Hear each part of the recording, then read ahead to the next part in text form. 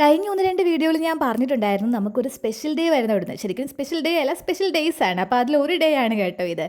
എനിക്ക് ഒരുങ്ങിയപ്പോൾ തൊട്ട് നല്ല തുമ്മലായിരുന്നു. അതിൻ്റെ ആ എക്സ്പ്രഷൻ നിങ്ങൾ കണ്ടത്. അപ്പോൾ നമുക്ക് കാര്യത്തിലേക്ക് വരാം. ദാ ഈ നിൽക്കുന്ന ആളുടെ എൻഗേജ്മെൻ്റ് ആണ്. അതായത് ഞങ്ങളുടെ ബിബിയ ചേച്ചിയുടെ എൻഗേജ്മെൻറ്റും കല്യാണവും ഒക്കെ കേട്ടോ അടുത്ത് വരുന്നത്. ചേച്ചിയുടെ ആ മേക്കപ്പും ലുക്കും ഒക്കെ ഞങ്ങൾക്ക് ഭയങ്കരമായിട്ട് ഇഷ്ടപ്പെട്ടു കേട്ടോ. ചേച്ചി നല്ല സുന്ദരിയാക്കിയിട്ടാണ് അവർ ഒരുക്കിയിട്ടുണ്ടായിരുന്നത്. ആ ബ്യൂട്ടീഷ്യൻ ചേച്ചിനെ കണ്ടപ്പോഴത്തേക്കിനും ചോദിക്കുവാണ്, കൊച്ചിന് കല്യാണമൊക്കെ കഴിക്കാനുള്ള പ്രായമായോ എന്ന്. നിങ്ങളൊന്ന് ഗസ് ചെയ്ത് ചേച്ചിക്ക് എത്ര വയസ്സുണ്ടെന്ന്. ഇനി നമുക്ക് ഇവനെക്കുറിച്ച് 2 വാക്ക് സംസാരിക്കാം. ഇവൻ ഞങ്ങളുടെ കൂട്ടത്തിലെ ഏറ്റവും ഇളയ നല്ലൊരു കുട്ടിയാണ് കേട്ടോ. നല്ല സ്വഭാവവും നല്ലൊരു വ്യക്തിത്വത്തിൻ്റെ ഉടമയാണ് അവൻ. അങ്ങനെയൊക്കെ പറഞ്ഞാൽ മാത്രമേ എഡിറ്റ് ചെയ്തൊരു വീഡിയോ എനിക്ക് അവൻ അയച്ചു തരത്തുള്ളൂ എന്ന് പറഞ്ഞു. അത് കാരണം മാത്രം ഞാൻ അവനെക്കുറിച്ച് കുറച്ച് പൊക്കി പറയുവാണ് ഈ വീഡിയോയിൽ.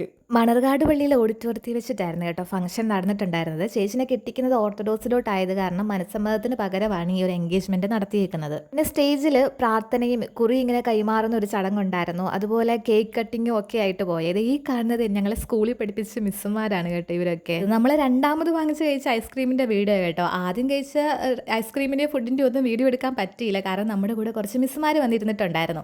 അപ്പോൾ അവരോടൊക്കെ പണ്ടോട്ടേ നല്ല ഒരു പേടിയുള്ളത് കാരണം ഞാൻ അവരോട് സംസാരിച്ച് ഫോണൊന്നും ഉപയോഗിക്കാണ്ട് അടങ്ങി ഒതുങ്ങിയിരിക്കുമായിരുന്നേ. പിന്നെ രണ്ടാമത് ഐസ്ക്രീമൊക്കെ വാങ്ങിച്ചൊരു മൂലയ്ക്ക് പോയിരുന്ന് ചേച്ചിയുടെ എക്സ്പ്രഷനെ കുറിച്ചൊക്കെ കമൻറ്റ് ചെയ്തുകൊണ്ടിരിക്കലായിരുന്നു ഞങ്ങളുടെ പരിപാടി. ഈ പോകുന്നത് ഞങ്ങളുടെ നാത്തൂനാണ്. ആദ്യം നിന്നെ പറഞ്ഞിട്ടുണ്ടായിരുന്നു വീഡിയോ ഒന്നും എടുക്കരുത്, യൂട്യൂബിലൊന്നും ഇടരുത് എന്ന്. അത് കാരണം മാത്രം ഞങ്ങൾ വീഡിയോയും എടുത്തു, യൂട്യൂബിൽ ഇപ്പോൾ ഇടുകയും ചെയ്യുക കേട്ടോ. ഞങ്ങൾ ഈ ഇൻട്രോവേർട്ടുകളെല്ലാം ഒരേ വീട്ടിൽ തന്നെ എങ്ങനെ വന്നു എന്നത് ഇപ്പോഴും എനിക്കൊരു അതിശയമായിട്ടുള്ളൊരു കാര്യമാണ്. ചേച്ചി കയറിയിട്ടും ചേച്ചി ഞങ്ങൾ വീഡിയോ എടുക്കുന്നുണ്ടോ എന്നിങ്ങനെ നോക്കിക്കൊണ്ടിരിക്കുമായിരുന്നേ. ഞാൻ ഈ കഥ പറയുന്നതല്ലാണ്ട് ബ്രൈഡ് ആരാണ് റിലേഷൻ ഒന്നും ഞാൻ പറഞ്ഞില്ലല്ലോ. എൻ്റെ പപ്പയുടെ ചേട്ടൻ്റെ മോളാണ് കേട്ടോ ബിബിയ ചേച്ചി.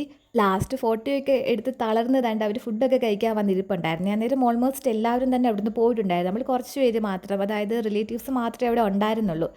പിന്നെ ചേച്ചി നമ്മുടെ അടുത്ത് വന്നിരുന്നു. ഞങ്ങളിങ്ങനെ ചേച്ചിനെ കളിയാക്കോ, പൊയ്ക്കോ ചേട്ടൻ്റെ കൂടെ പൊയ്ക്കൊള്ളാനൊക്കെ പറഞ്ഞ് കളിയാക്കിക്കൊണ്ടിരിക്കുകയാണ് എല്ലാവരും. പ്രോഗ്രാമൊക്കെ കഴിഞ്ഞ് നമ്മൾ വീട്ടിലോട്ട് പോയി. പക്ഷേ അവിടുത്തെ വീഡിയോസ് ഒന്നും എടുത്തില്ല. എടുക്കാനായിട്ടുള്ളൊരു സിറ്റുവേഷൻ അല്ലായിരുന്നു. നമ്മൾ പണ്ടത്തെ പോലെ ഒരുപാട് നേരം ഒരുമിച്ച് അവിടെ ഇരുന്നു.